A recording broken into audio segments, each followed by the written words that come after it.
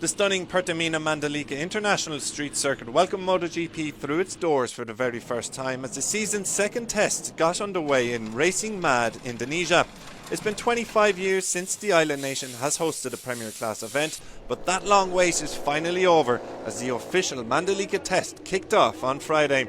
The morning proved something of a false start, with the red flag waving early due to track conditions, but once the clean-up operation was complete, we began to see riders spin some laps as they aimed to get to grips with the newest track on the MotoGP calendar. And by the end of the day, there were 6 manufacturers sitting inside the top 6 places. Day 1 honours belonged to Paul Espargaro, with the Repsol Honda rider recording the fastest ever lap around Mandalika late in the afternoon thanks to a 1:32.466. That time gave the Spaniard 3 tenths to spare over the previous best lap time set by Toprak Razgatlioglu when World Superbikes came to visit in 2021. It also gave him 4 tenths to spare over elder brother Aleix Espargaro, with the Aprilia rider claiming P2. It's another encouraging pre-season result for the Noale factory after Aleix finished the Sepang test with the second fastest time, while they also managed to squeeze in some bike testing trying a different chassis on the RSGP.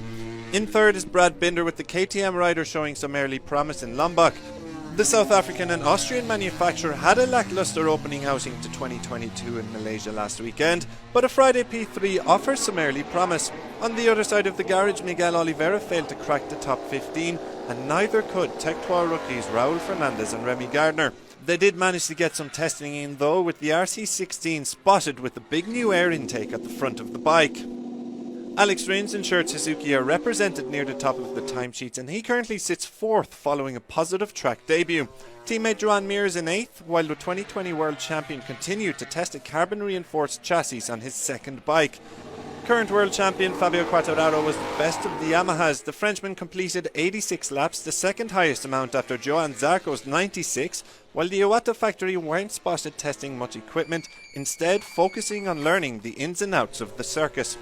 Completing the top 6 is Jack Miller. The factory Ducati rider sits 6 tenths off the pace and is one of only 2 GP22s in the top 10, the other being Jorge Martin.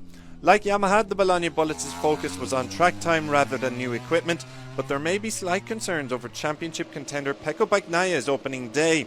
The Italian crashed at turn 11 and finished 3rd bottom on the timesheets. There's still plenty of time for Bagnaia and some other riders to turn their fortunes around, with 2 more days of testing coming up in Mandalika. It should prove ample time for everyone to find their feet at the new Indonesian circuit, and you can stay up to date with all the action and hear from the riders themselves across the weekend on MotoGP.com.